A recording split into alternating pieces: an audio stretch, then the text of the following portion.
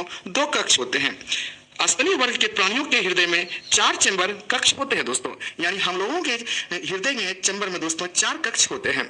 उभयचर वर्ग के प्राणियों के हृदय में 3 चैम्बर होते हैं दोस्तों, जो उभयचर होते हैं, यानी जल पर भी रहता है और थल में भी रहता है दोस्तों, यानी स्थल पर भी रहता है। किसी तत्व के समस्थानिक की द्रव्यमान संख्या 200 कितनी है दोस्तों? द्रव्यमान संख्या 298 है। ठीक है, यदि इसके नाभिक में 189 न्यूट्रॉन है, चलो 189 न्यूट्रॉन है, तो इसकी परमाणु संख्या कितनी होगी? आपको बता दो दोस्तों, ये जो एटॉमिक वेट है दोस्तों, एटॉमिक वेट बराबर होता है दोस्तों प्रोटॉन प्लस न्यूट्रॉन, यानी प्रोटॉन प्लस न्यूट्रॉन ही ये एटॉमिक वेट होता है, आप याद रखिएगा। और दोस्तों प्रोपेन जितनी होती है उतनी ही इलेक्ट्रॉन की संख्या होती है, उतनी ही दोस्तों एटॉमिक नंबर होती है। तो एक लाइन में हम लोग कहेंगे इसको, तो मतलब दोस्तों प्रोटॉन की संख्या बराबर होती है इलेक्ट्रॉन की संख्या बराबर होती है एटॉमिक नंबर, तीनों आपस में इक्वल होती है, ये बात आप याद रखिएगा। और नाभिक में होता है दोस्तों proton plus neutron, proton plus neutron के योग को ही हम लोग द्रव्यमान संख्या कहते हैं। द्रव्यमान संख्या दे दिया है 298 और न्यूट्रॉन की संख्या अगर हम घटा देंगे दोस्तों तो प्रोटॉन की संख्या आ जाएगा 189 को हम अगर घटाएंगे दोस्तों तो इसका राइट आंसर हो जाएगा कितनी? तो 109, यानी 109 इसमें प्रोटॉन की संख्या या फिर इलेक्ट्रॉन की संख्या या फिर एटॉमिक नंबर इतनी ही होगी दोस्तों, याद रखिएगा। एक लाइन में याद रखिएगा, प्रोटॉन की संख्या बराबर होती है एटॉमिक नंबर बराबर होती है दोस्तों इलेक्ट्रॉन की संख्या, यानी तीनों आपस में बराबर होती है। और द्रव्यमान संख्या जो होती है इसमें प्रोटॉन प्लस न्यूट्रॉन का योग होता है। लेंस बनने के लिए निम्नलिखित में से किसका उपयोग नहीं होता है? किसका उपयोग नहीं होता ये ऑप्शन के अनुसार है दोस्तों, तो मिट्टी का उपयोग कभी भी नहीं हो सकता है लेंस बनने के लिए। प्लास्टिक का उपयोग होता है दोस्तों, कांच का भी उपयोग होता है, पानी का भी उपयोग होता है। धातुओं के किस गुण के कारण उनके पत्थर बनाने में आसानी होती है? तो आघातवर्धनीयता, याद रखिए आघातवर्धनीयता के कारण ही उसको हम लोग पीट के दोस्तों पत्थर के रूप में कन्वर्ट करते हैं। सोना और चांदी सबसे अधिक आघातवर्धीय होती है दोस्तों, इसलिए सोना को कहा जाता है दोस्तों 1 ग्राम सोना से 800 मीटर ये लंबी दोस्तों हम लोग तार खींच सकते हैं उसको, यानी बना सकते हैं। जर्मेनियम, आर्सेनिक, सेलेनियम और ब्रोमीन के परमाणुओं में कितने कक्षाएं होती है? तो ये 4 कक्षाएं होती है, याद रखिएगा। सेलेनियम धातु का उपयोग फोटो इलेक्ट्रिक सेल में किया जाता है, सेलेनियम धातु का प्रयोग। किसी परमाणु का उप परमाणु कण में से कौन नहीं है? कौन नहीं है? तो जेनॉन कभी भी नहीं हो सकता है दोस्तों। जेनॉन तो ये एक तरह से ये तो क्या है दोस्तों, ये जेनॉन ये एलिमेंट का नाम है जिसका दोस्तों सिंबल होता है Xe और इसका एटॉमिक नंबर होता है जेनॉन का दोस्तों 54 यानी 54 होता है। बाकी ये तीनों जो है दोस्तों ये परमाणु के कण होते हैं, इलेक्ट्रॉन, प्रोटॉन और न्यूट्रॉन। इलेक्ट्रॉन नेगेटिव चार्ज होता है इस पे प्लस चार्ज होता है, न्यूट्रॉन उदासीन होता है दोस्तों। और इलेक्ट्रॉन की खोजकर्ता जे थॉमसन है, प्रोटॉन की खोजकर्ता गोल्डस्टीन एवं रदरफोर्ड है दोस्तों, और न्यूट्रॉन की खोजकर्ता जेम्स चैडविक है, याद रखिएगा। तो क्या नहीं होगा? जेनॉन नहीं होगा। ये जेनॉन दोस्तों अक्रिय गैस है, यानी इनर्ट गैस है। परमाणु के भीतर न्यूट्रॉन द्वारा प्रोटॉन पर आरोपित बल क्या कहलाता है? तो वो नाभिकीय बल कहलाता है, याद रखिएगा। अमोनियम क्लोराइड का जलीय विलयन का पीएच मान कितना होता है? 7 से कम होता है। अभी जस्ट हम लोग देखे थे दोस्तों अमोनियम क्लोराइड यानी NH4Cl। कौन सा उत्तक पौधों को कठोर और दृढ़ बनाता है?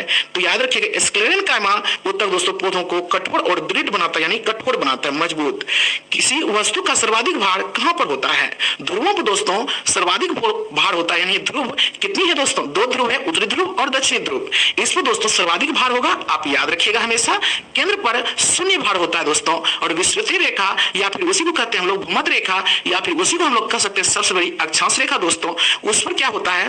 वो न्यूनतम होता है छोटी जी का मान, याद रखिएगा। और बड़ी जी कैपिटल जी का मान 6.67 × 10⁻11 न्यूटन मीटर स्क्वायर प्रति केजी स्क्वायर, ये सभी जगह दोस्तों समान होता है।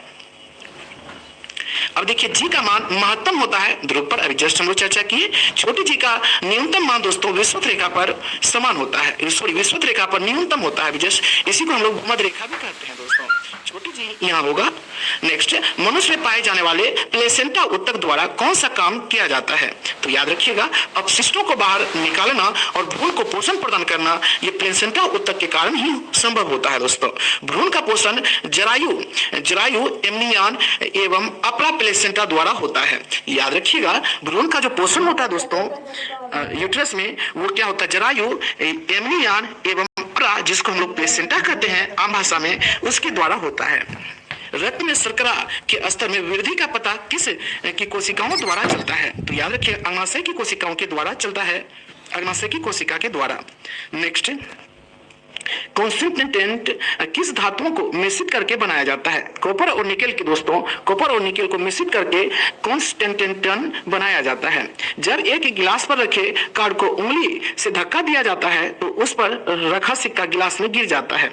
यह किस नियम को व्याख्यायित करता है दोस्तों? तो जड़त्व का नियम यानी न्यूटन के प्रथम नियम को, यह परिभाषा है दोस्तों, उसी को करता है ये। चंद्रमा पर किसी वस्तु का भार पृथ्वी पर उस वस्तु के भार का कितना होता है दोस्तों? भार यहाँ आप याद रखिएगा 1/6 होती है। यहाँ यानी दोस्तों हम लोग कह सकते हैं अगर यहाँ पर पृथ्वी पर अगर कोई भी वस्तु का भार अगर 6 kg है तो चंद्रमा पर हो जाएगा 1 kg, और पृथ्वी पर कोई वस्तु दोस्तों 6 है यानी द्रव्यमान उसका 6 है तो पृथ्वी पर चंद्रमा पर भी 6 ही रहेगा, यानी द्रव्यमान दोस्तों चेंज नहीं होता है, याद रखिएगा। सिर्फ चेंज होगा तो भार चेंज होता है।